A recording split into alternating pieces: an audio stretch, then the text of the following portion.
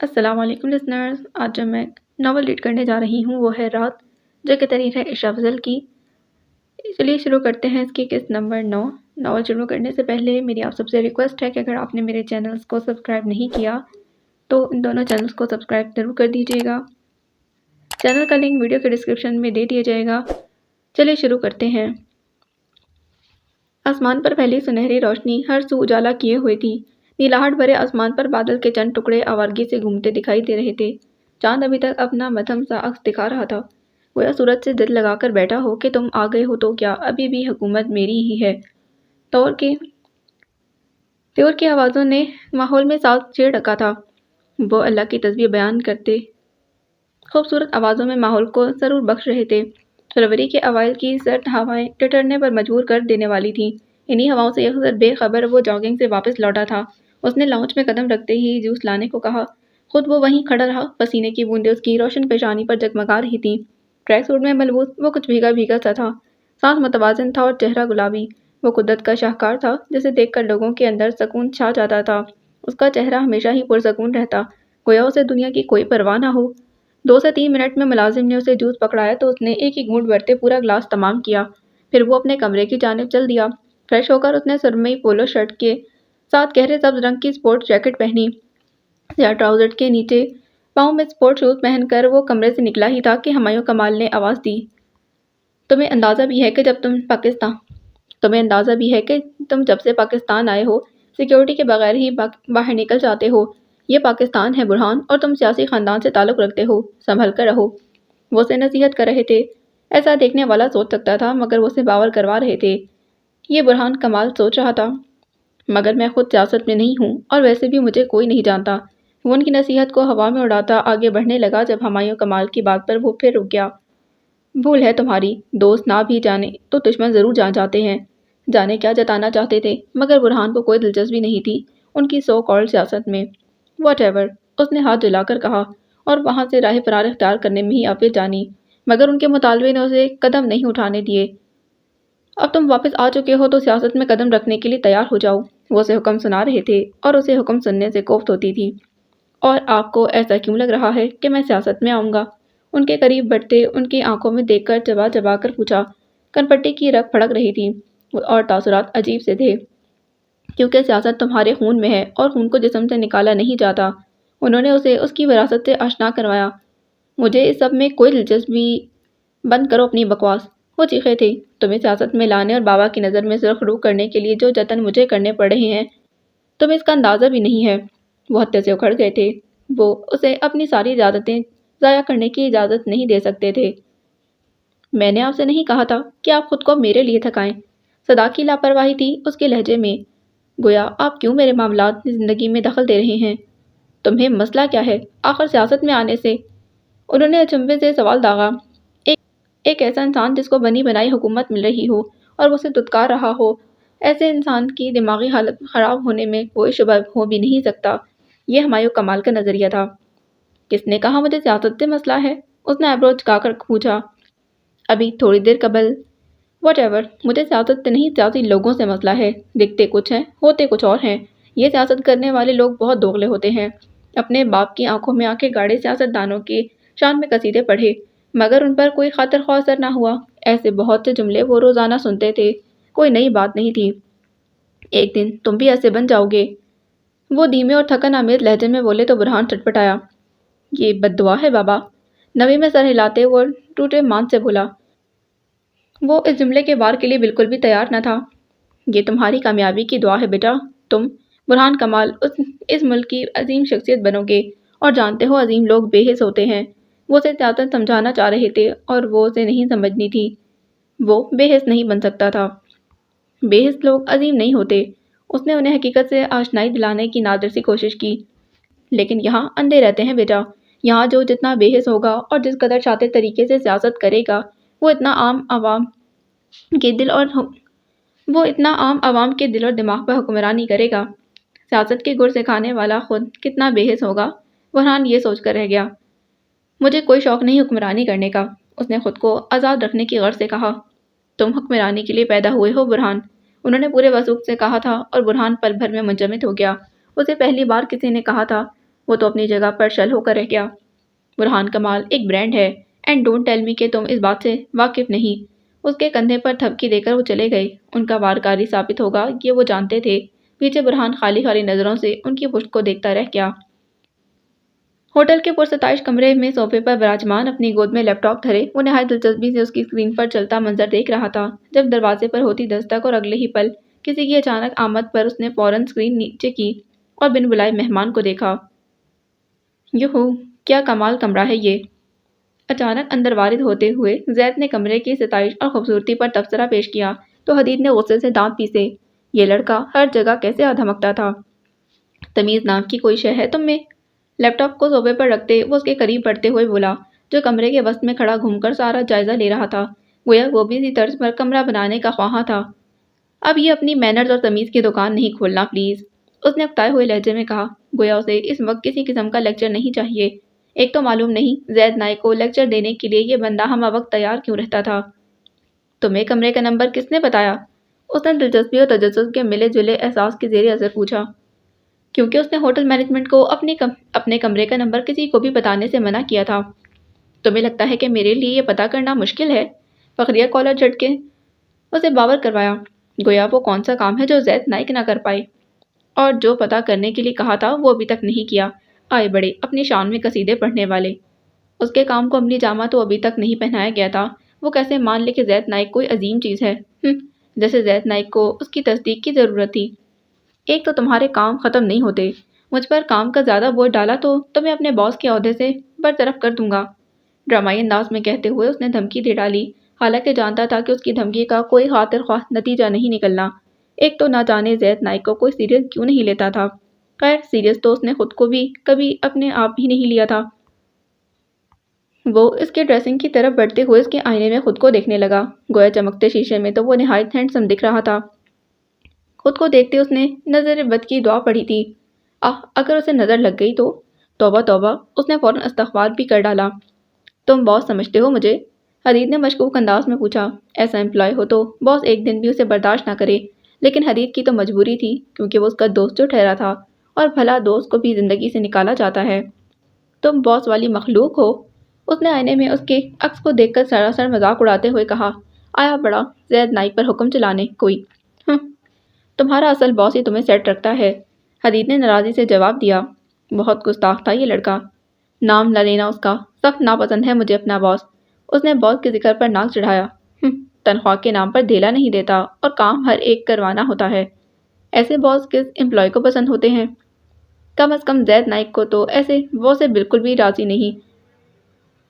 کم از کم زید نائک تو ایسے باس سے بالکل راضی نہ تھا۔ خیر وہ کسی سے راضی ہوتا تو یہ بھی ایک معمہ تھا، یہ اس بات کی نشانی ہے کہ وہ ایک اچھا باس ہے۔ حدید نے باس کے اچھا ہونے کی یقین دہانی کرائی تو اس کے ماتھے پر لکیروں کا جال بنا۔ اور وہ کیسے؟ اس نے اچنبھے سے دریافت کیا۔ جب باس کو ناپسند کیے جانے لگے تو اس کا صاف مطلب ہوتا ہے کہ آپ اپنے کام سے نالاں ہوتے ہیں اور باس آپ کو راستے پر لاتا ہے۔ اس نے اپنی سوچ کے مطابق مناسب جواز پیش کیا تھا، خود باس ہونا اسی لیے حمایت کر رہے ہو نا، ورنہ یقین جانو مجھے ایک آنکھ نہیں بھاتے یہ باس ٹائپ پرسن۔ اس نے تادیبی نظروں سے حدید کو گھورتے ہوئے کہا، ہر انسان اپنے جیسے لوگوں کی تعریف ہی کرتا ہے۔ اپنا باس نامہ بند کرو اور یہاں سے نکلو، فارغ نہیں ہوں میں۔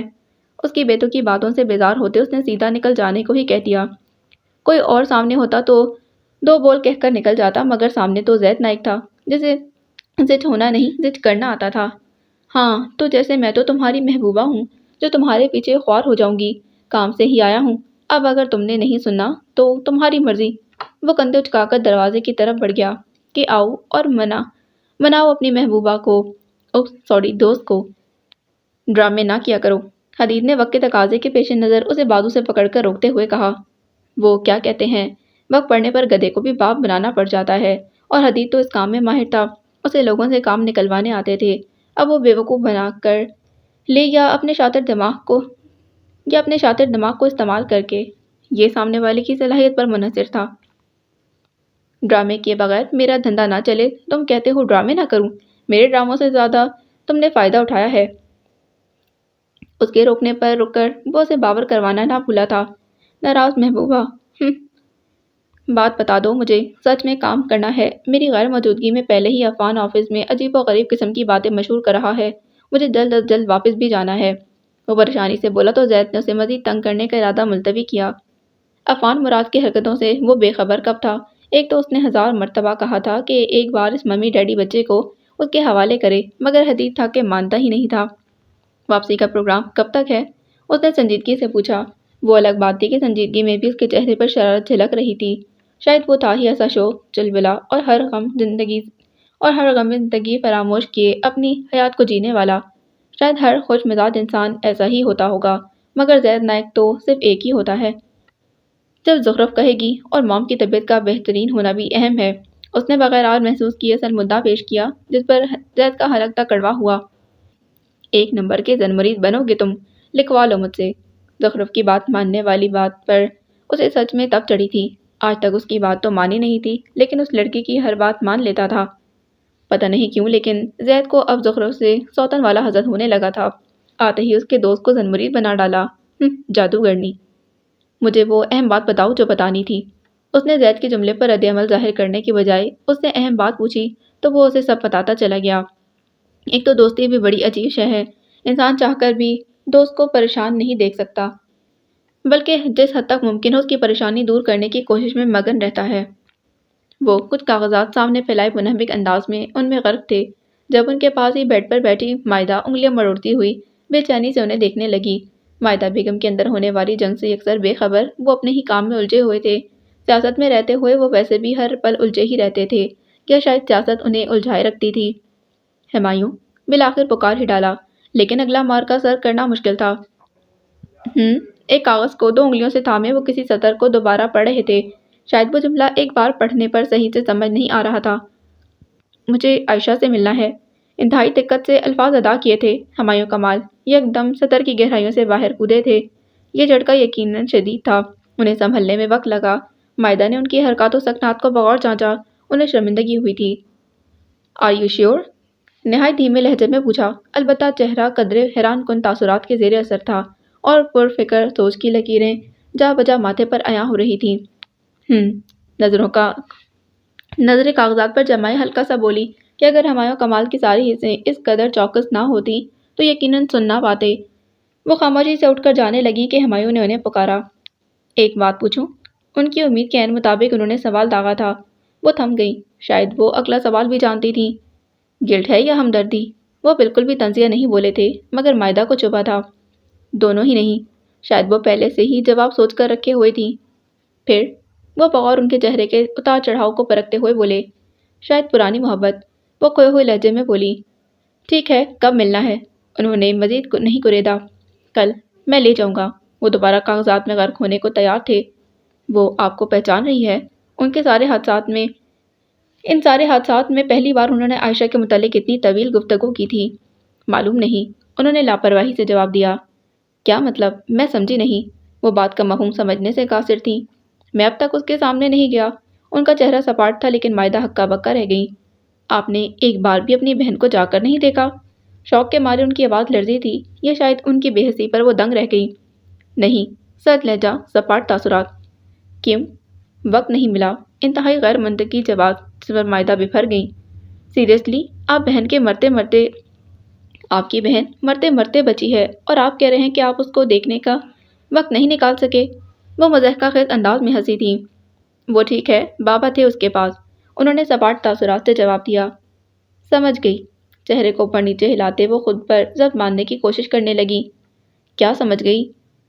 جب میں بھی حالت نزا کے قریب ہسپتال کے بستر پر موجود ہوں گی تو بھی آپ کو اپنی سیاست عزیز ہوگی۔ ضبط کی تنابیں ٹوٹ چکی تھیں۔ Shut up! اور تم کیوں جانے لگی ہسپتال؟ اب سمجھ آئی مجھے، تمہیں اپنی فکر ستائی ہوئے ہے، تم مکافات سے ڈر رہی ہو۔ وہ سمجھتے ہوئے بولے، لیکن مائدہ ان کو سننا رہی تھی۔ آپ بھی، بابا بھی، دونوں کو اپنی سیاست عزیز ہے، اور میرا بیٹا، میرا برہان، اسے بھی آپ نے ایسا بنا دیا ہے۔ مہینوں میں اس کے لیے تڑپتی رہی، رسکتی رہی، اور اس نے پلٹ کر نہیں دیکھا۔ انہوں نے تو جیسے ان کا کہا کوئی لفظ سنا ہی نہیں تھا، وہ تو اپنا غم لیے بیٹھی تھی۔ تم کیا چاہتی ہو؟ وہ گھر بیٹھ جائے اور سیاست غیروں میں تقسیم ہو جائے؟ وہ بیڈ سے اٹھے اور ان کا ہاتھ پکڑ کر اس کو جھٹکتے غصے سے بولے، میں نے اسے کبھی سیاست میں جانے سے نہیں روکا، مگر وہ ان کے اس رد عمل پر حیران رہ گئی تھی۔ کوئی اگر مگر نہیں، تم نے دیکھا نہیں برہان کتنا تبدیل ہو چکا ہے؟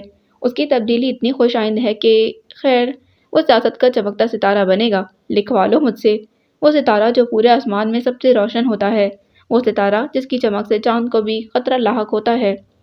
وہ مستقبل کی منظر کشی کرتے بے حد پر یقین تھے۔ ان کی آنکھوں کی چمک بڑھ گئی تھی۔ برہان نے ان کی آنکھوں کو خیرہ کر دیا تھا۔ ستارے پہنچ سے دور ہوا کرتے ہیں ہمایوں، نم آنکھوں سے انہیں احساس دلانے کی کوشش کی۔ اسے ایسا ہی بننا ہوگا، کچھ پانے کے لیے کچھ کھونا پڑتا ہے، اور اسے ایسا ستارہ بنتے دیکھنے کے لیے میں ہر شے کی قربانی دینے کو تیار ہوں۔ وہ پرجوش جذبے کے تحت بولے۔ وہ خاموش ہو گئی۔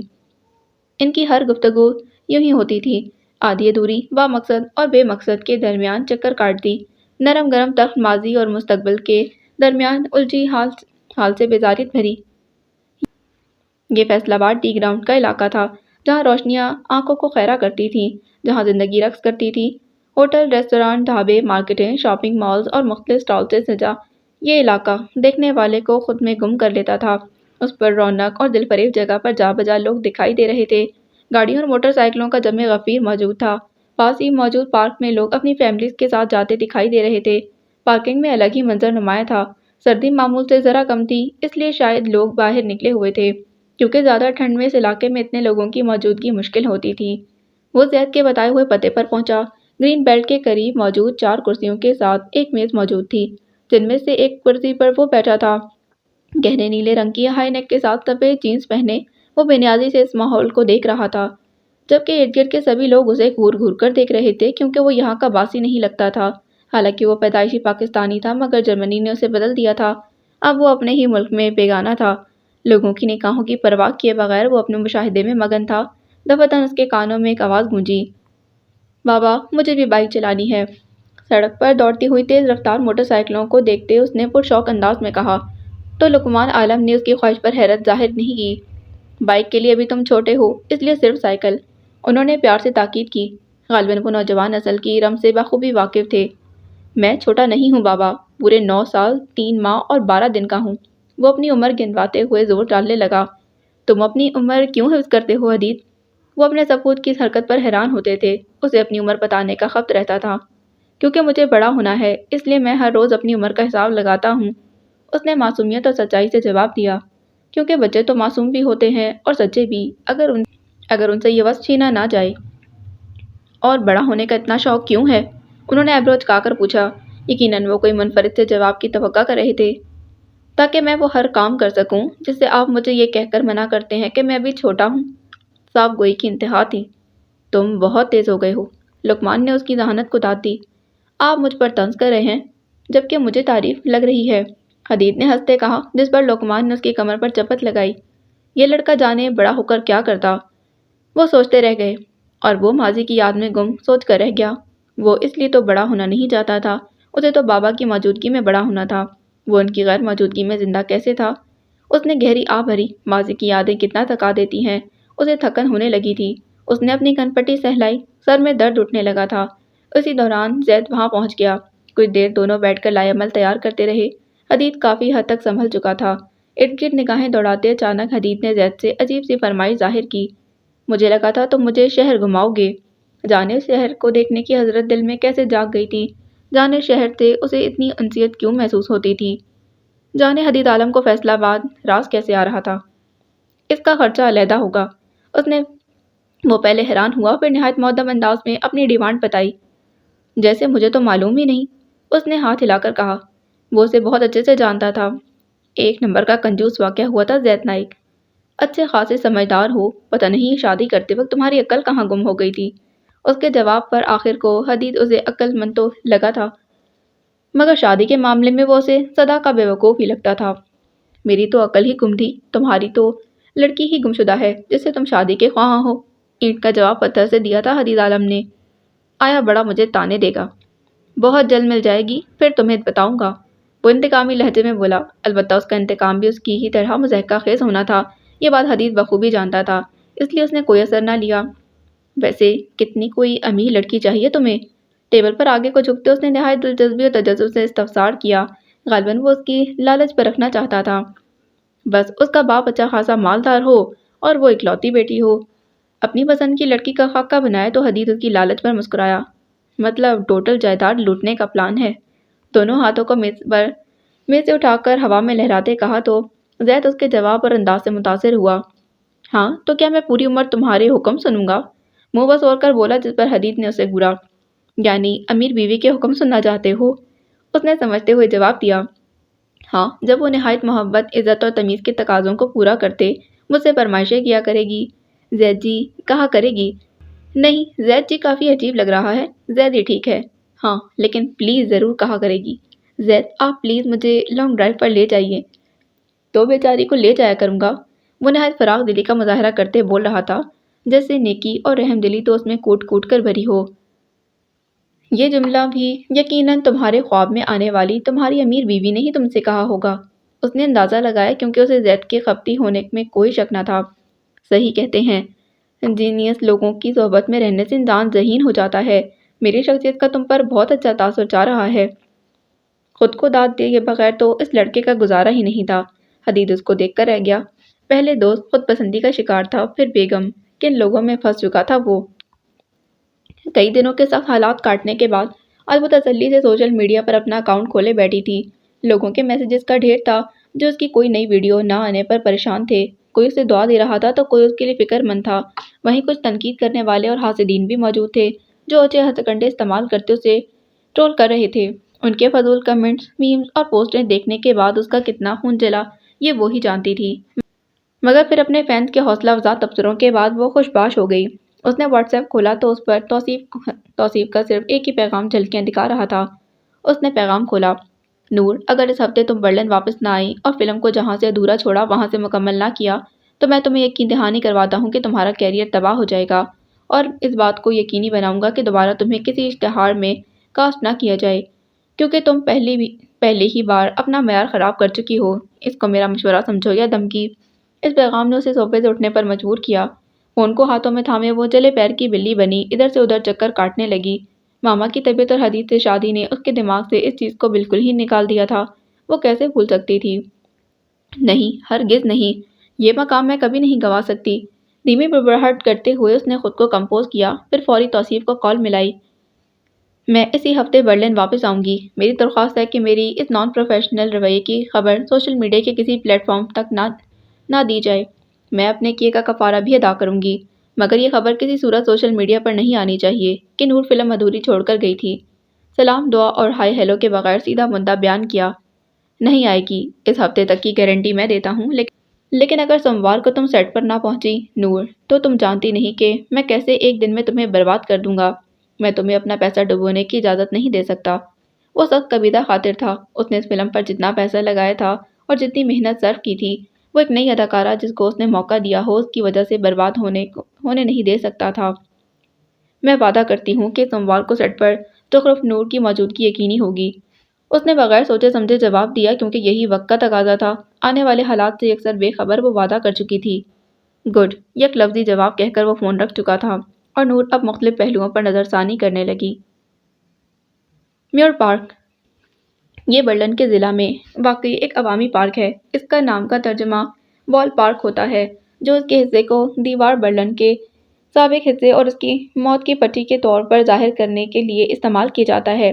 یہ پارک مغربی برلن کے ضلع کی سرحد پر واقع ہے، جو برلن کے جوان باشندوں کے لیے سب سے مقبول جگہوں میں سے ایک ہے، خاص طور پر کھلاڑیوں، جادوگروں، موسیقاروں اور بہت سے دوسرے قسم کے لوگوں کو اپنی طرف متوجہ کرتا ہے۔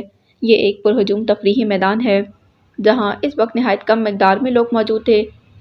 سرسبز گھاس پر موجود سفید برف کی چند سینٹی میٹر کی تہ نے ماحول میں ٹھنڈک بکھیر رکھی تھی، مگر ان دونوں کو جیسے اس ٹھنڈک سے کوئی سروکار نہ تھا۔ شاید شروع سے اس علاقے میں رہنے کے باعث ان کے اجسام اس سردی کی شدت کو برداشت کرنے کے اہل ہو چکے تھے۔ سفید مخملی تہ پر سپورٹ شوز سے اپنے قدم کے نشانات چھوڑتے ہوئے وہ آگے بڑھتے جا رہے تھے۔ دونوں میں کافی دیر سے مسلسل خاموشی چھائی تھی۔ وہ تو آ گئی تھی مگر اب اس کا دل اچاٹ ہو چکا تھا، اور دوسری طرف وہ تھا جو اس کی خاموشی کے پیش نظر خود بھی خاموشی سے ہی چل رہا تھا۔ بلاخر اس نے اس قاتل خاموشی کا قتل کرنے کا سوچا۔ کنزے اپنی نظر برف کی تہ پر جمائے اسے پکارا۔ اس نے اپنی جامنی جیکٹ کی جیب میں ہاتھ گھسائے جواب دیا۔ طبیعت نہیں ٹھیک تو ہم واپس جا سکتے ہیں۔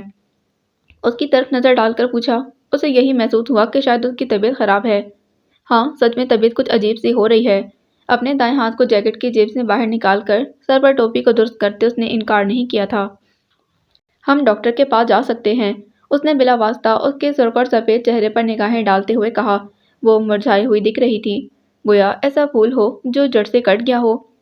اس کی دوا ڈاکٹر کے پاس نہیں ملے گی۔ اس نے دھیمی بڑبڑاہٹ کی اور بالوں کی لٹوں کو چہرے سے پیچھے ہٹانے لگی۔ کیا مطلب؟ وہ ناسمجھی سے اسے دیکھنے لگا۔ مطلب یہ کہ کیا تم مجھے اسٹال سے آئس کریم لا کر دے سکتے ہو؟ وہ اچانک مڑ کر ایک اسٹال کی طرف اشارہ کرتے بولی تو عفان حیران ہوا۔ تمہیں اتنی سردی میں کم از کم آئس کریم نہیں کھانی چاہیے۔ اس نے اسے ٹوکا تو اس کی صحت اہم تھی اور وہ اس پر سمجھوتا نہیں کر سکتا تھا۔ پلیز، وہ بچوں کی طرح منت بھرے لہجے میں بولی تو عفان انکار نہیں کر سکا۔ اوکے، میں جا رہا ہوں، ادھر ہی رہنا۔ اس نے انکار کرنا بھی تو جان لیوا تھا، سو مان گیا، اور ساتھ میں کچھ چاکلیٹس بھی لے آنا۔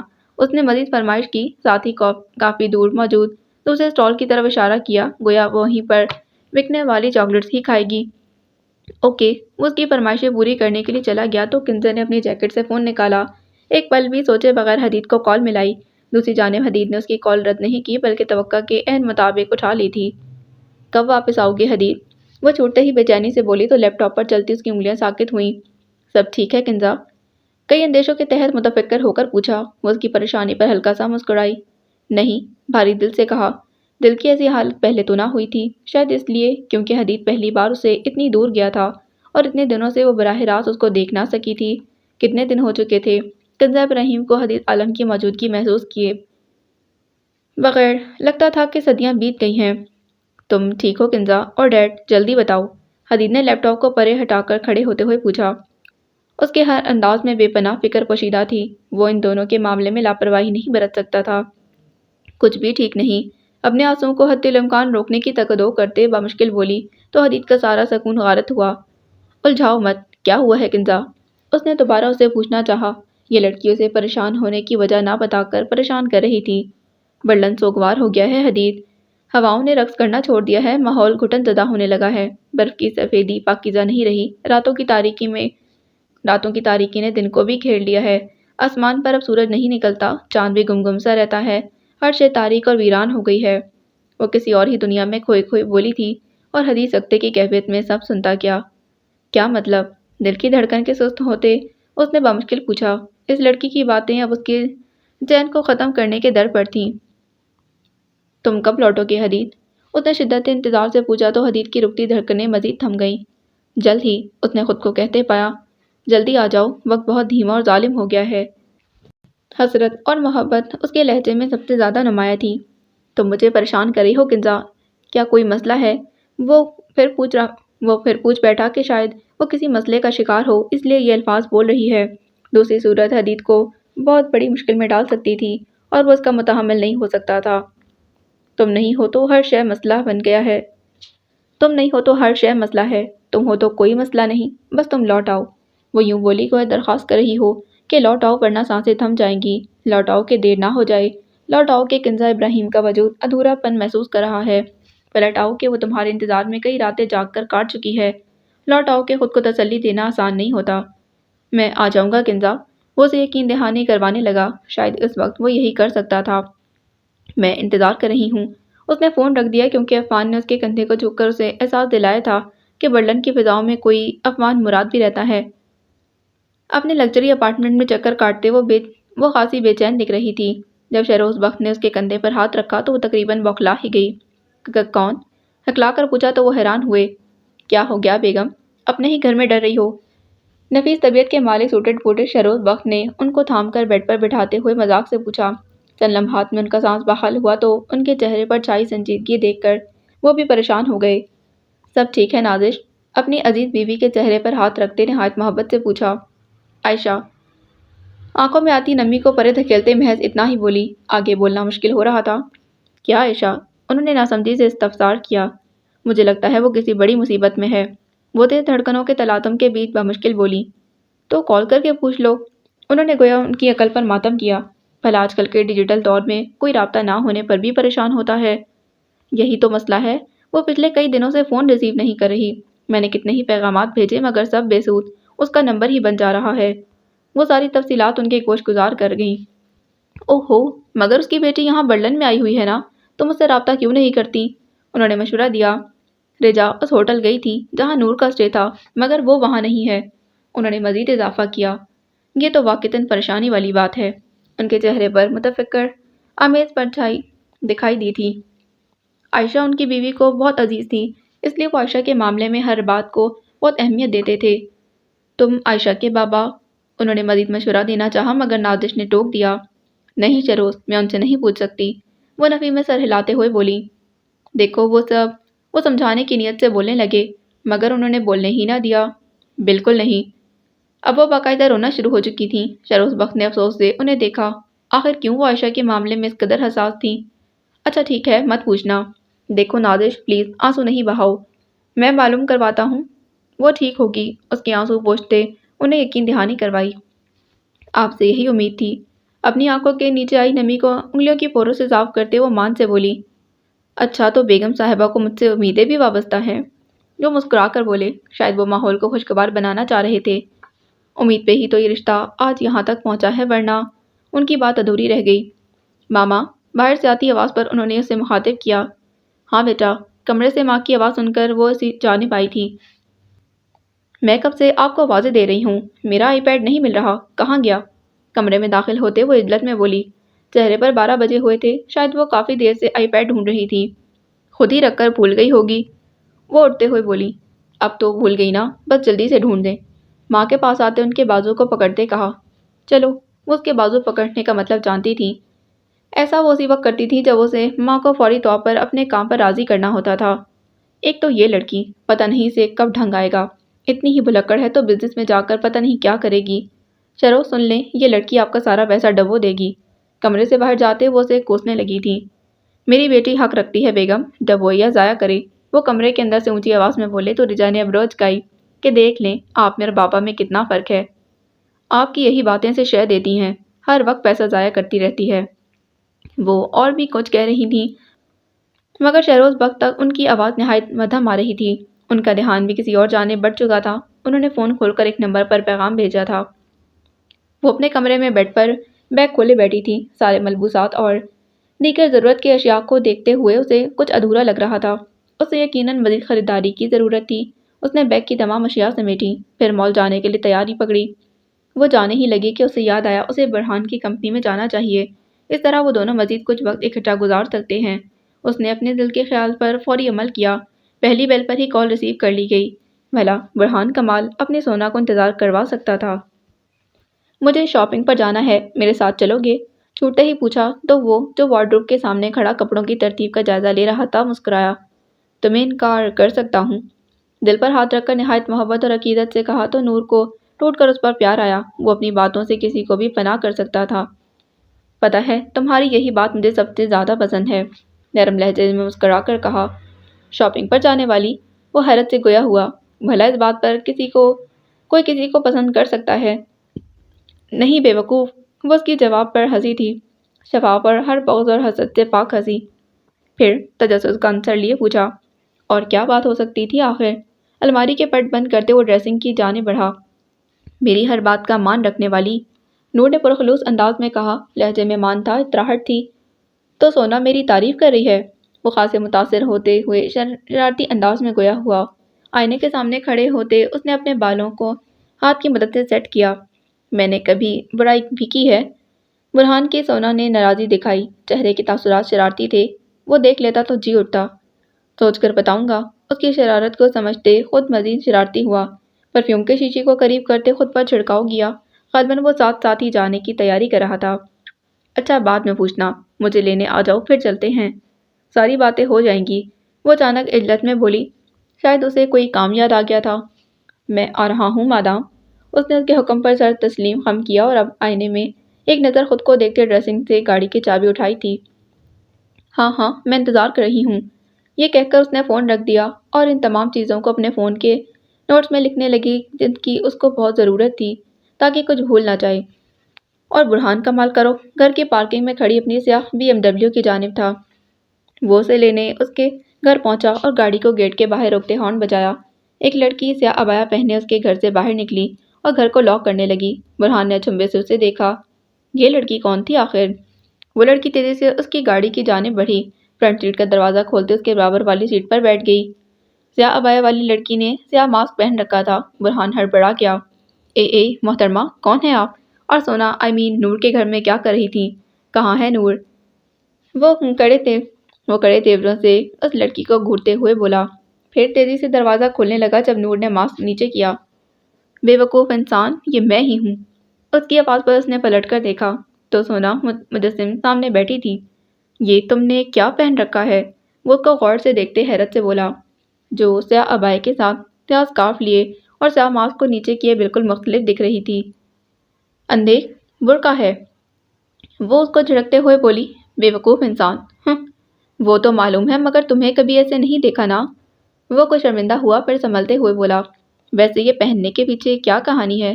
اس کے حلیے کو نگاہ کے اثار میں رکھتے ہاتھ سے گول دائرہ بناتے پوچھا۔ سیکیورٹی کے لیے پہنا ہے، اس نے نہایت سمجھداری سے جواب دیا، پھر اسکارف کو درست کرنے لگی، جو کہ وہ پچھلے 1.5 منٹ سے لگاتار کر رہی تھی، مگر ناکامی ہی ناکامی کا سامنا تھا۔ ہیں؟ کون سی سیکیورٹی؟ لوگ سیکیورٹی کے لیے بلٹ پروف جیکٹ پہنتے ہیں، اور تم برقع پہن رہی ہو۔ اسے اس کا جواب ایک آنکھ نہ بھایا تھا، اس لیے جواب طلب کیا، تم جیسے لوگوں کو بلٹ پروف جیکٹ کی ضرورت ہوتی ہوگی، سوشل میڈیا یا اسٹار کو چھپنے کے لیے مختلف حلیے کی ضرورت ہوتی ہے۔ وہ نہایت عقل مندی سے اس کے گوش گزار کرنے لگی۔ ہمیں اپنی شناخت چھپانے کے لیے اس طرح کا کوئی لباس دیوتن کرنا ہوتا ہے جو عام حالات میں نہ پہنتے ہوں، ساتھ میں ایک عدد ماسک۔ لو ہو گئے ہم ناقابل پہچان۔ وہ یوں بولی گویا لو بھائی اتنی سی تو بات تھی۔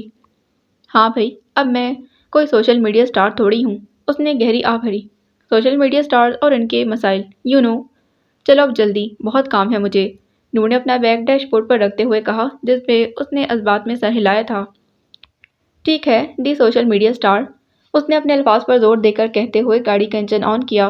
وہ اپنے فون میں مگن ہو گئی۔ برہان کچھ دیر انتظار کرتا رہا کہ وہ فون چھوڑے گی، مگر جب یہ سلسلہ طوالت اختیار کر گیا تو اس نے اسے مخاطب کیا۔ سونا، وہ مصروف سے بولی۔ اٹس ناٹ فیئر یار، وہ ناراضی سے بولا۔ کیا ہوا؟ اس نے ایک پل کو فون سے نگاہیں اٹھا کر اسے دیکھا۔ پل بھر کو برہان ساکت ہوا، پھر خود کو سنبھالا۔ وہ ہر بار یوں اس کی آنکھوں میں کھو نہیں سکتا تھا۔ اتنا ہینڈسم لڑکا تو تمہارے ساتھ بیٹھا ہے اور تم اپنے فون میں گھسی ہو۔ بروقت خود کو نارمل رکھتے اس نے بات کو مذاق میں ڈالا، کیونکہ وہ اپنے جذبات اس پر عیاں کرنے سے قاصر تھا۔ ہینڈسم انسان تو کہیں نہیں جا رہا، البتہ میرے کام ضرور ادھورے رہ جائیں گے، اس نے لاپرواہی سے جواب دیا اور دوبارہ فون کی طرف متوجہ ہوئی۔ اس کی انگلیاں تیزی سے حرکت کرنے لگیں۔ مطلب میرے ہونے نہ ہونے سے تمہیں کوئی فرق نہیں پڑا؟ وہ دھچکے کے زیر اثر بولا تھا۔ اسے نور سے ان الفاظ کی امید نہیں تھی۔ ایسی بات نہیں ہے برہان، تم پر تو ہر کام قربان۔ اسے اس کی اہمیت جتاتے نور نے فون بند کیا تھا۔ دیٹس لائک مائی گرل، اس نے اس کے سر سے سرکتے اسکارف سے نظر آتے بالوں کو سہلاتے خوشی سے کہا تھا۔ اگر وہ اس کا مان رکھتا تو بھی وہ اس کی قدر کرتی تھی۔ وہ دونوں ایک دوسرے کی خاطر اپنا ہر کام فراموش کر سکتے تھے۔ نہیں کرو برہان، پہلے ہی یہ ٹھیک سے سیٹ نہیں ہو رہا۔ وہ روحانسی ہوئی۔ ایک تو پہلے ہی اس کا اسکارف پھسل پھسل کر اس کے سنہری بالوں کو عیاں کر رہا تھا۔ وہ تو عاجز آ چکی تھی۔ میرے خیال میں اسکارف سیٹ کرنے کے لیے پن استعمال کی جاتی ہے۔ اس نے نور کی ایسی حالت کے پیش نظر اپنا تجزیہ پیش کیا۔ یہ بات تو مجھے یاد ہی نہیں آئی، وہ اپنے سر پر ہاتھ مارتے بولی، گویا اپنی عقل پر ماتم کیا ہو جاتا ہے، مال میں جا کر پہلے پنس لینا اور اسکارف ٹھیک کر لینا۔ اس نے مزید مشورہ دیا۔ ہاں یہ ٹھیک ہے، وہ سر کو اس بات میں جنبش دیتے بولی، پھر اچانک اسے کچھ یاد آیا تو برہان سے استفسار کیا۔ ایک بات تو بتاؤ، اس کے حسین چہرے کو دیکھتے پوچھا۔ نظریں سامنے سڑک پر مرکوز کیے اس نے سرسری سا کہا، تمہیں بڑا علم ہے کہ اسکارف کیسے سیٹ کیا جاتا ہے، شادی تو نہیں کر لی؟ وہ اس کو مشکوک نظروں سے گھور رہی تھی۔ برہان نے نظر اس کی جانب کی تو اس کے تاثرات دیکھ کر ہنسی دبا لی۔ وہ سنجیدہ چہرے لیے اس کے تاثرات بھانپ رہی تھی۔ یار میں گرل فرینڈز والا بندہ ہوں، یہ بیوی کے نخرے نہیں اٹھائے جاتے۔ وہ اس کو چڑھاتے بولا تو نور نے خفگی سے اسے دیکھا۔ بہت بے حیا ہو گئے ہو، اس نے برہان کے کندھے پر چپت لگائی۔ یہ لڑکا ایسی بات کر جاتا تھا کہ نور کو بھی شرم آ جاتی تھی۔ کافی اچھا کمپلیمنٹ ہے، برہان کمال عرف بے حیا، اس نے مزید اضافہ کیا۔ شرارت اس کے چہرے پر ہلچل مچائے ہوئے تھی۔ پاگل، سونا مسکرائی۔ یہ بھی کمپلیمنٹ ہے؟ اس نے لب دانتوں میں دباتے تجسس سے پوچھا۔ یہ تو حقیقت ہے، اس نے بلا لحاظ کہا۔ برہان نے اس کو دیکھا، وہ اسی کو دیکھ رہی تھی، اور پھر وہ دونوں جی جان سے ہنسے تھے، گردن پیچھے کی جانب پھینکتے، بے فکر، بے ریا اور پرخلوص ہنسی۔ یہ سڑکیں، یہ ہوائیں، یہ موسم، سب ان دونوں کی ہنسی کے گواہ تھے، سب ان کی ہنسی کے مداح ہوئے تھے۔ وہ پچھلے 2 گھنٹے سے اس کے ساتھ خوار ہو رہا تھا۔ شاپنگ بیگز کا ایک انبار تھا جو اس نے تھام رکھا تھا، اب کے چال میں بھی اکتاہٹ جھلکنے لگی تھی، شاید وہ اس کے ساتھ آنے والے فیصلے پر پچھتا رہا تھا۔ سونا، لوگ مجھے گھور رہے ہیں، یار اتنے ہینڈسم انسان سے اتنا بوجھ کون اٹھواتا ہے؟ وہ دہائی دینے والے انداز میں بولا۔ پاس سے گزرتے لوگوں کی معنی خیز نظریں دیکھ کر اسے الجھن ہونے لگی تھی۔ خاموش رہو، یہ اتنی باڈی اور مسلز کیا لڑکیوں کو دکھانے کے لیے بنائے ہیں؟ ان کا صحیح استعمال کرو، کسی کا بوجھ اٹھا لیا کرو۔ اس نے اس کے لمبے چوڑے وجود پر خاصی تنقید کرنے کے بعد مشورہ دیا تو وہ اسے گھور کر رہ گیا۔ ہاں بھئی، دنیا کے سارے بوجھ اٹھانے کے لیے برہان کمال ہی تو بچا ہے۔ وہ حقیقتاً بہت تنگ آ چکا تھا۔ بس بس، توبہ ہے، بہت بولنے لگ گئے ہو تم۔ ابھی میں بھول جاتی کہ مجھے گرم موزے بھی چاہیے۔ وہ اسے ڈپٹتے بولی اور رخ واپس گرم کپڑوں والی دکان کی جانب مڑا۔ تم اتنی شاپنگ کا کیا کرو گی یار؟ بیگز کے انبار کو قدرے اونچا کر کے اسے دکھاتے پوچھا۔ وہ تو یوں خریداری کر رہی تھی گویا 5 سال کے کپڑے ایک ساتھ ہی لینے ہیں۔ مجھے برلن واپس جانا ہے، اور پچھلی دفعہ چاہ کر بھی ایسے ملبوسات نہیں لیے جو وہاں مجھے ٹھنڈ سے صحیح طریقے سے محفوظ رکھتے۔ یقین جانو، فیصل آباد اور برلن کی ہواؤں میں بہت فرق ہے۔ نور نے اسے مکمل تفصیل بتائی۔ اس کی برلن جانے والی بات نے انہیں اندر کہیں برہان کو بھی تکلیف دی تھی، لیکن اس نے پہلے ہی اس کا حل سوچ لیا تھا، اس لیے فی الحال وہ پرسکون تھا۔ تو تم برلن کو مس کر رہی ہو؟ بات کو نارمل انداز میں جاری رکھتے پوچھا۔ اسے تو میں مر کر بھی مس نہ کروں، اس نے ناک منہ چڑھا کر جواب دیا۔ گویا اس کے اختیار میں ہو تو برلن کو فضائی حملے میں ہی اڑا دے۔ معلوم نہیں برلن نے اس کا کیا بگاڑا تھا۔ یعنی وہاں جا کر اپنا شہر یاد آتا ہے؟ برہان نے سمجھتے ہوئے کہا۔ سو تو ہے، یہاں والی بات نہیں ہے وہاں۔ اس نے بھی کھلم کھلا اظہار کیا۔ بھلا فیصل آباد کا کسی شہر سے مقابلہ بنتا ہے؟ ہاں، وہاں کافی صفائی ستھرائی ہوگی اور تم سے ہضم نہیں ہو رہی ہوگی۔ وہ اس کو تنگ کرتے ہوئے بولا۔ اسے اپنے پسندیدہ انسان کو تنگ کرنے کا لطف بھی ضرور بخش ہوتا ہے۔ میں تو جیسے گندگی میں رہنے والی مخلوق ہوں۔ نور نے مصنوعی غصے میں اس کے کندھے پر چپت لگائی تو اس کے ہاتھ سے 2 شاپنگ بیگ نیچے گر گئے۔ بہت خوب، پھینک دو سارے، ویسے تو میں نے درختوں سے توڑے ہیں نا؟ وہ اسے کھا جانے والی نظروں سے دیکھتے جھڑکتے بولی، جس پر وہ ورطہ حیرت میں مبتلا ہوا۔ یہ تم کہہ رہی ہو؟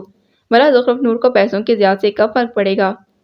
تو کیا مجھے نہیں کہنا چاہیے؟ معلوم بھی ہے کہ جب انسان کو ہنسی آ رہی ہو تو ٹس میں بہانہ کیسا لگتا ہے۔ تم کہاں جانتے ہو اداکاروں کے دکھ؟ وہ خاصی دکھی انداز میں بولی۔ برہان اسے دیکھ کر رہ گیا۔ تو چھوڑ دو اداکاری، اس نے اپنے تئیں مشورے سے نوازا۔ خاموش رہو، پہلے میری شاپنگ اٹھاؤ ورنہ آئندہ ساتھ نہیں لاؤں گی۔ فرش پر گرے برانڈڈ شاپنگ بیگز پر نگاہیں گاڑے اس نے فرمان جاری کیا۔ وہ الگ بات ہے کہ برہان سچ میں چاہتا تھا کہ وہ دوبارہ کم از کم اس کے ساتھ شاپنگ پر نہ آئے۔ ان ٹک ٹاکرز کی شاپنگ کے نخرے دیکھ کر وہ سچ میں بوکھلا چکا تھا۔ بھوری لکڑی کی ساخت کی مانند خوبصورت نقش و نگار والے مضبوط دروازے پر دستک ہوئی تو وہ بالوں کو جوڑے میں باندھتی دروازہ کھولنے لگی۔ اس نے دروازہ کھولا تو حدید کو اپنے سامنے استادہ پایا۔ تم؟ وہ حیرت سے گویا ہوئی۔ اسے اس وقت حدید کے آنے کی توقع ہرگز نہ تھی۔ تم نے بغیر پوچھے دروازہ کیوں کھولا؟ حدید نے اسے کڑے تیوروں سے گھورا۔ ایک تو یہ لڑکی حد درجہ لاپرواہ اور بے وقوف تھی۔ کیوں، تمہیں اپنا تعارف کروانا تھا؟ اس نے ایبرو چکا کر پوچھا۔ لانگ کوٹ والا یہ لڑکا بہت حق جتاتا تھا۔ وہ الگ بات تھی کہ اگر حدید اس کے منہ سے لڑکا سن لیتا تو اس کی تصحیح کرنا نہ بھولتا۔ تم گھر میں اکیلی ہو، آئندہ سے لاپرواہی نہ کرنا۔ اسے اچھے سے تاکید کرنے کے بعد وہ چند قدم آگے بڑھا تو وہ پیچھے ہوئی۔ میں گھر میں تنہا ہوں تو تم کیوں گھسے چلے آ رہے ہو؟ وہ یقیناً اس کی بات کا برا منا گئی تھی، ورنہ کبھی ایسی بات نہ کہتی۔ میں تو شوہر ہوں نا تمہارا، جہاں تم وہاں میں، انتہائی فخر سے جتا کر بولا۔ اسے بیوی بولنا اور اس کا شوہر کہلوانا تو حدید عالم کا پسندیدہ کام تھا۔ بہت فضول بولتے ہو، وہ دروازہ بند کرتے بولی۔ شکریہ، اس نے کوئی اثر نہ لیا۔ یقیناً کسی کام کے تحت آئے ہوگے، بولو میں سن رہی ہوں۔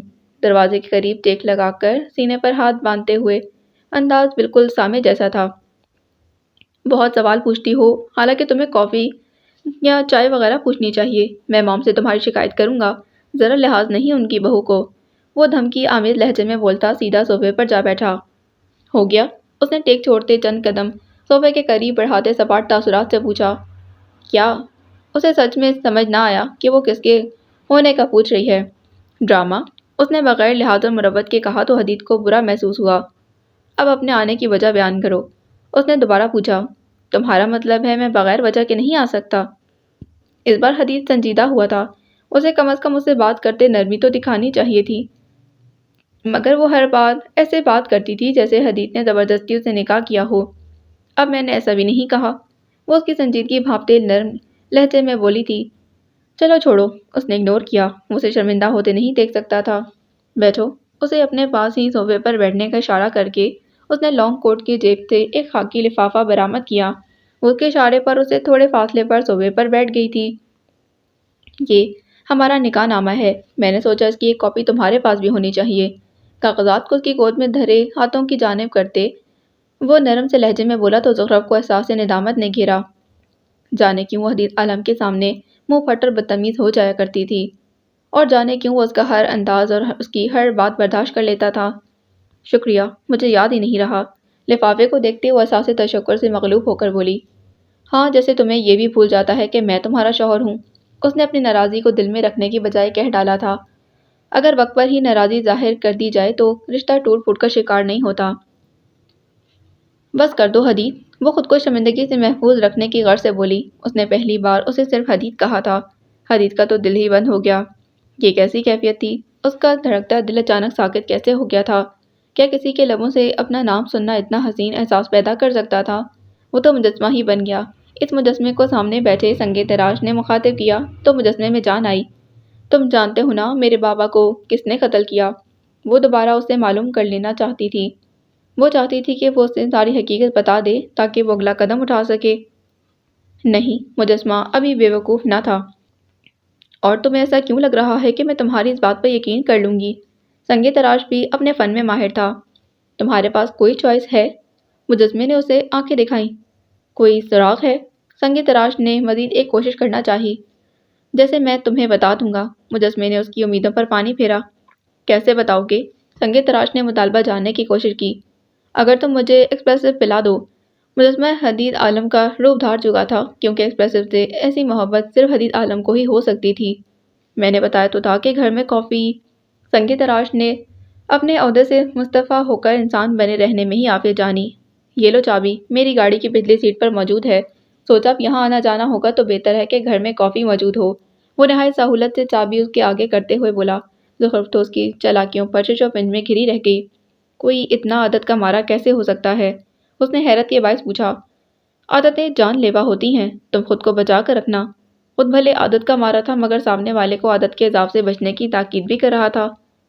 جو لوگ خود کسی ایسی عادت کا شکار ہوتے ہیں جس نے انہیں مفلوج کر رکھا ہو، وہ دوسروں کو اس پر پرہیز ضرور بتاتے ہیں۔ شاید یہ کسی دوسرے کی جان بچانے کی کوشش ہوتی ہے، کیونکہ عادتیں تو ہوتی ہی خطرناک ہیں، جان لے کر ہی چھوڑتی ہیں۔ کیا گارنٹی ہے کہ تم ایکسپریسو پینے کے بعد بتا دو گے؟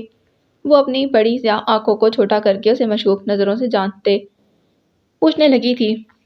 کیا گارنٹی ہے کہ تمہارے ہاتھ کی بنی ایکسپریسو مجھے پسند بھی آئے گی؟ اب پلیز اور سوالات نہیں، مجھے بہت نیند آ رہی ہے۔ اس سے پہلے کہ میں دنیا سے کنارہ کش ہو جاؤں، جاؤ پلیز۔ اس نے ہاتھ ہلا کر گویا اسے اپنی فرمائش کی تکمیل کے لیے دھمکی دی۔ وہ مرتی کیا نہ کرتی کہ مستاق اٹھ گئی تھی۔ نیا مرحلہ اس کے سر آن کھڑا تھا۔ اسے تو معلوم ہی نہیں تھا کہ ایکسپریسو بناتے کیسے ہیں۔ یوٹیوب سے دیکھ لیتی ہوں۔ وہ اسے طریقہ پوچھ کر شرمندہ نہیں ہونا چاہتی تھی، اس لیے خود ہی حل تجویز کیا۔ اور ایسی کون سی چیز ہے جس کی یوٹیوب پر ویڈیو نہ ہو؟ اسے تو وہ ویڈیو بھی یاد تھی جس میں یہ دکھایا گیا تھا کہ پانی کیسے پیتے ہیں۔ لوگ ایسے ہی ٹک ٹاکرز کو بیوقوف کہتے ہیں، ان یوٹیوبرز نے بھی بیوقوف بننے اور بنانے میں پی ایچ ڈی کر رکھی ہوتی ہے۔ خیر سے اس نے ویڈیو دیکھی اور پھر اسی طریقے پر عمل کرتے ہوئے بیٹر کی تلاش میں کچن کھنگالا، مگر نتیجہ صفر۔ کیا ہے یار، یہ ماما نے بیٹر کہاں رکھا ہے؟ جب ڈھونڈ ڈھونڈ کر اس کی بس ہو گئی تو دوسری ویڈیو دیکھی۔ اس کے طریقے پر عمل کرتے اس نے ایک مگ اور ایک چمچ اٹھایا۔ کافی کو چمچ سے پھیرتے اس کی تیز خوشبو نے اس کے اوزان خطا کیے تھے۔ یار یہ کتنی کڑوی بنے گی؟ 20 منٹ کی مشقت کے بعد بالآخر وہ ایکسپریسو تیار کر چکی تھی۔ اس نے گھونٹ بھر کر ذائقہ چکھنا چاہا مگر پہلے ہی گھونٹ نے اسے پانی پینے پر مجبور کر دیا۔ وہ تو تھو تھو کرتی رہ گئی۔ یا تو یہ ٹھیک نہیں بنی یا ہوتی ہی ایسی ہے، میری بلا سے، جیسی بھی ہو۔ حدید کی کڑوی محبت پر اپنا تبصرہ پیش کر کے وہ کچن سے باہر نکلی۔ وہ لاؤنج میں آئی تو اسے صوفے کے پتھر ٹیک لگا کر سوتے پایا۔ اس کی گردن پشت پر ڈھلکی ہوئی تھی اور بازو دائیں بائیں صوفے پر پڑے ہوئے تھے۔ نور نے اس کے قریب آ کر اسے اٹھانا چاہا مگر ہمت نہ ہو سکی۔ اس نے کپ کو سامنے ٹیبل پر رکھ دیا، پھر اس کے بازو کے نیچے سے آہستہ سے لفافہ کھینچنا چاہا جو وہ یہیں چھوڑ گئی تھی۔ لفافہ کھینچنے پر حدید نے جھٹکے سے آنکھیں کھولی اور سیدھا ہوا۔ اس اچانک افتاد پر زخرف جھٹکے سے تھوڑا سا پیچھے گھسکی، جس کے نتیجے میں ٹیبل پر موجود کپ پر ہاتھ لگتے ہی کپ زمین بوس ہوا۔ گرم ایسپریسو کے چھینٹے ان دونوں کے ملبوسات اور جسم کے مختلف حصوں پر گرتے انہیں جھلسا گئے تھے۔ چند لمحات میں سب الٹ پلٹ ہو گیا۔ حدید کو جیسے ہی سمجھ آیا اس نے اپنی پرواہ کیے بغیر اس کو دیکھا جو ٹیبل پر بیٹھی اپنے پیر پر ہاتھ رکھ کے کر رہی تھی۔ شاید باریک سلیپرز میں موجود سفید پاؤں موزوں کے بغیر تھے۔ So sorry زخرف۔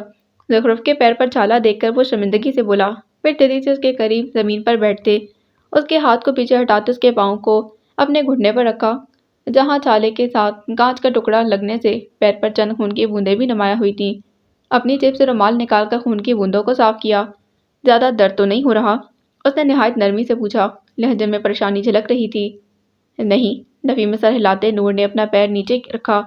حالانکہ ایک پل کو بھی تکلیف کم نہ ہوئی تھی۔ جلنے کی تکلیف ایسی ہی ہوتی ہے، جھلسا دیتی ہے، زخم دے دیتی ہے، نشان چھوڑ جاتی ہے۔ اس نے تکلیف کی شدت کو ظاہر نہ کرنے کی غرض سے آنکھوں کو سختی سے میچنے سے باز رکھنے کی کوشش کی تھی۔ جب اچانک اسے اپنے پاؤں پر ٹھنڈک کا احساس ہوا، اس نے فوری اپنے پاؤں کو دیکھا۔ وہ اس کے پاؤں پر پھونک مار رہا تھا۔ زخرف پل بھر کے لیے ساری تکلیف بھول گئی تھی۔ اس کے قدموں میں بیٹھا اس کے پاؤں کو اپنے گھٹنے پر رکھے اپنے چہرے کو اس کے قریب کیے ہوک مار کر اس کے چھالے کی اذیت کو کم کرنے کی کوشش کر رہا تھا، اور زخرف نور نے اپنے دل میں پہلی بار اس شخص کے لیے کچھ انوکھا محسوس کیا تھا۔ فرسٹ ایڈ باکس کہاں ہے؟ چھالے کو مزید سرخ ہوتا دیکھ اس نے چہرہ اوپر کیے پوچھا تو زخرف نے آنکھیں بند کر کے کھولتے خود کو نارمل کیا۔ اتنا زیادہ نہیں جلا، وہ بہادری کا مظاہرہ کرتے بولی، حالانکہ اس کا دل چاہ رہا تھا کہ پاؤں پر برف رکھ دے یا وہ یوں ہی اس کے درد پر مرہم رکھ دے۔ یہ تم کہہ رہی ہو؟ ایکٹریسز تو اپنے پیروں کو لے کر کافی پوزیسو ہوتی ہیں، وہ حیرت انگیز طور پر بولا، اور اس کے بولنے پر زخرف کو یاد آیا کہ وہ ایک اداکارہ ہے۔ یا اللہ، میں کیسے بھول گئی۔ وہ تیزی سے ٹیبل سے اٹھی اور جلدی سے تقریباً لنگڑاتے ہوئے اپنے کمرے کی طرف بھاگی۔ پیچھے حدید نے افسوس سے نفی میں سر ہلایا تھا۔ حدید جانتا تھا کہ اس کی بیوی اب ہفتہ اس نشان کو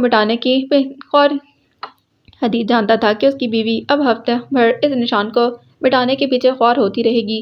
ایکٹریسز اور ان کے مسائل۔ اس نے اپنی سفید جینس پر موجود دھبے دیکھے جو کہ اس کی فرمائش کی وجہ سے اس کے لباس کی زینت بن چکے تھے۔ اس نے گہری آہ بھری، ٹیسٹ بھی نہیں کر سکا۔ ایکسپریسو اس کے پاس آ کر بھی دور تھی۔ اب یہ بھی مجھے ہی صاف کرنا ہوگا۔ چل لگ جا کام پر حدید، یہ لڑکی ہر وہ کام کروائے گی جو تم نہیں کرتے۔ دھیمی بڑبڑاہٹ کی۔ وہ کمرے میں بند تھی۔ اندر سے اس کے فون پر کسی سے بات کرنے کی آوازیں بھی آ رہی تھیں۔ غالباً وہ کسی اسکن اسپیشلسٹ سے مخاطب تھی۔ اس نے جھاڑو اٹھایا اور صفائی شروع کر دی، اور کر بھی کیا سکتا تھا بیچارہ، ایکٹریس کا شوہر ہونا آسان تھوڑی نہ ہوتا ہے۔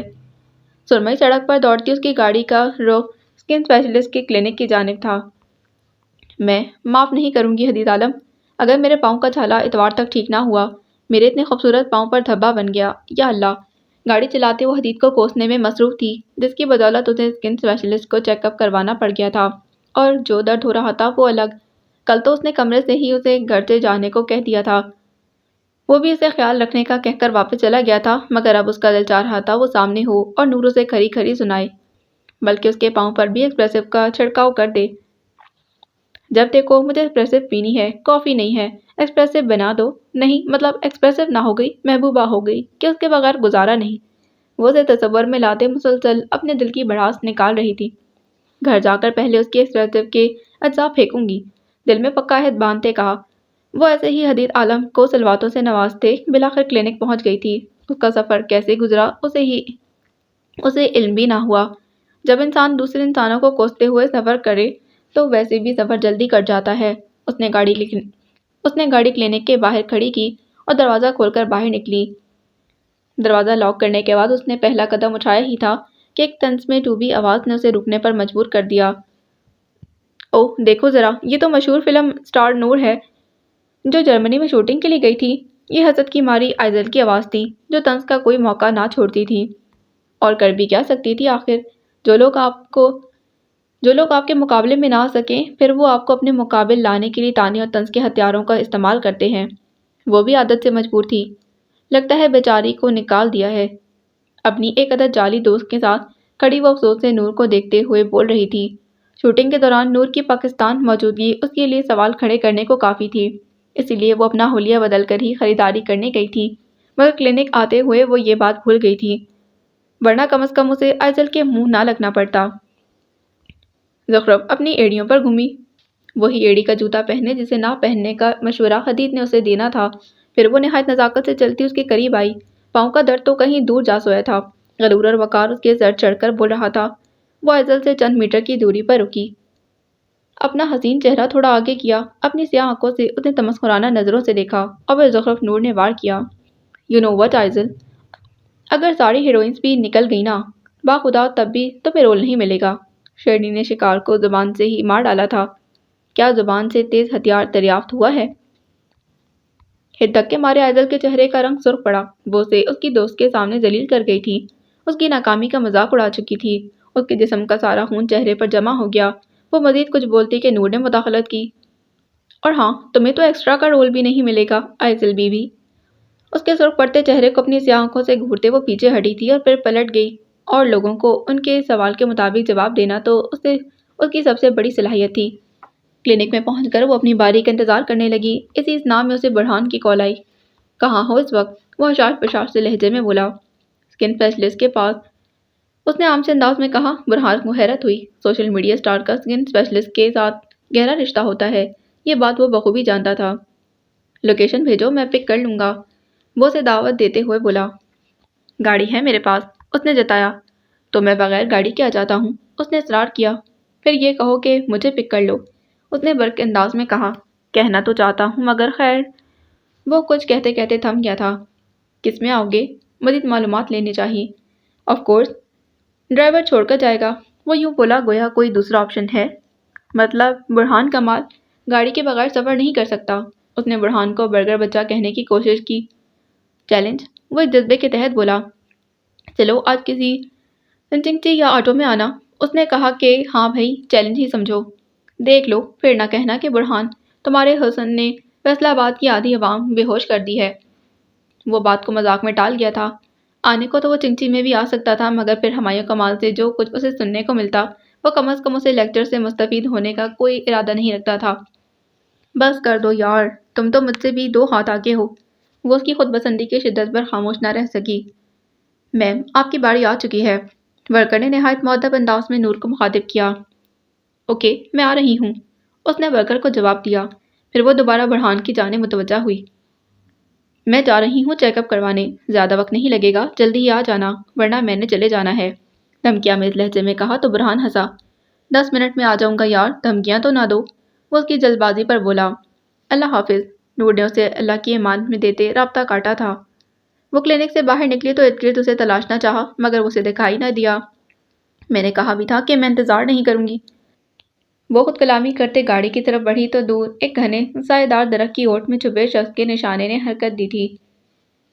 گاڑی کے دروازے کے پاس آ کر وہ رک گئی۔ اس کی طرف کیا گیا نشانہ بھی رک گیا تھا۔ چند لمحے مزید گزرے اور پھر فائر ہوا۔ درخت پر بیٹھے پرندے خطرہ بھانپتے تیزی سے اپنے نشانے سے راہ فرار حاصل کر گئے تھے۔ ماحول میں ایک چیخ سنائی دی، وہ چیخ زخرف نور کی تھی۔ وہ گولی جو کچھ دیر قبل زخرف نور پر نشانہ تاک کر چلائی گئی تھی وہ کسی اور کے وجود کے آر پار ہو گئی تھی، اور اس وجود نے بے یقینی سے پہلے نور کو اور پھر خود کو دیکھا تھا۔ گولی کس کو لگی تھی؟ چند لمحات یہ ڈی کوڈ کرنے میں صرف ہوئے تھے۔ پھر جھٹکے اور تکلیف کی شدت سے اس کا ہاتھ اس جگہ پر گیا جہاں سے خون ابل ابل کر باہر نکل رہا تھا۔ اس نے مندی آنکھوں سے نور کو دیکھا، وہ محفوظ رہی تھی، گولی اسے چھو بھی نہیں سکی تھی۔ اس نے آخری سکون کا سانس بھرا، اس کی آنکھوں کے پپوٹے بھاری ہونے لگے اور ان میں نظر آتا نور کا عکس مدھم پڑنے لگا تھا۔ چند لمحات کا کھیل تھا اور وہ وجود زمین بوس ہوا۔ یکایک ماحول میں خون کی بو رچ گئی تھی، ہواؤں میں سوگواری چھا گئی۔ زخرف کی ساری حسیات سن ہو چکی تھی۔ کئی لمحے وہ خالی خالی نظروں سے اس گرتے وجود کو دیکھتی رہی، اس منظر کو سمجھنے کے لیے گویا وہ اہل نہ رہی تھی۔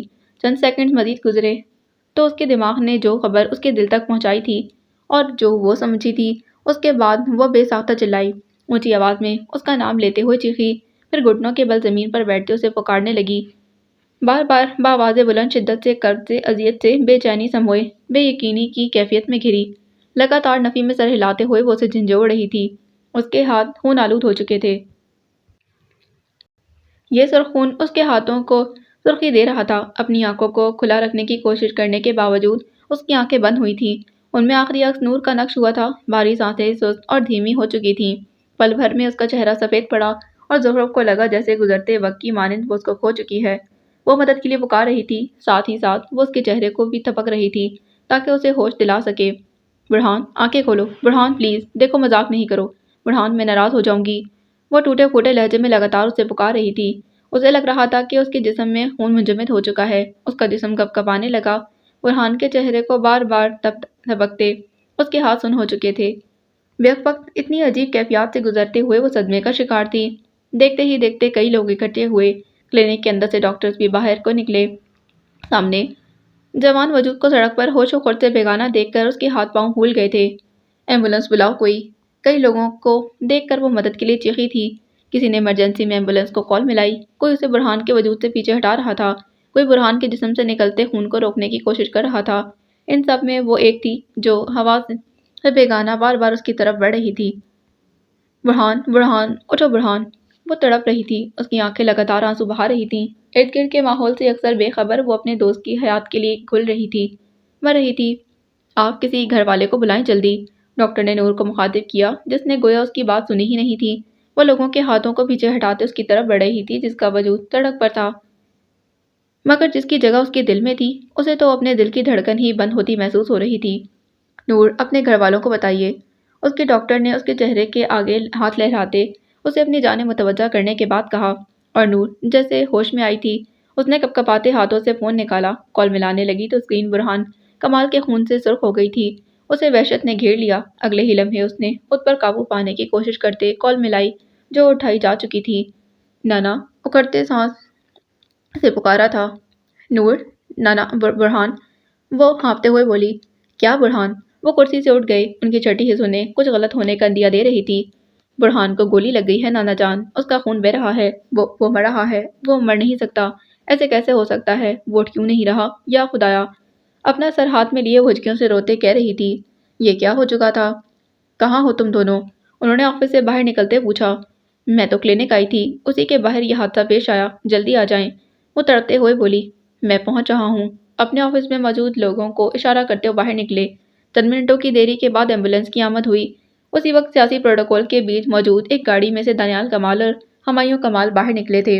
अपने पोते को ऐसी हालत में देखकर उनकी जान लबों पर आई थी, और हमायूं कमाल के जिस्म से तो गोया सारा खून ही निचोड़ गया था। उन्होंने एक जख्मी निगाह नूर पर डाली। इस निगाह पर वो सहम गई थी और उसे लगा कि वो इस सब की कसूरवार साबित हो चुकी है। आयशा के खानदान इनकी खताओं के खाने में एक और खता शामिल हो चुकी थी। बाकी अगली किस्त में।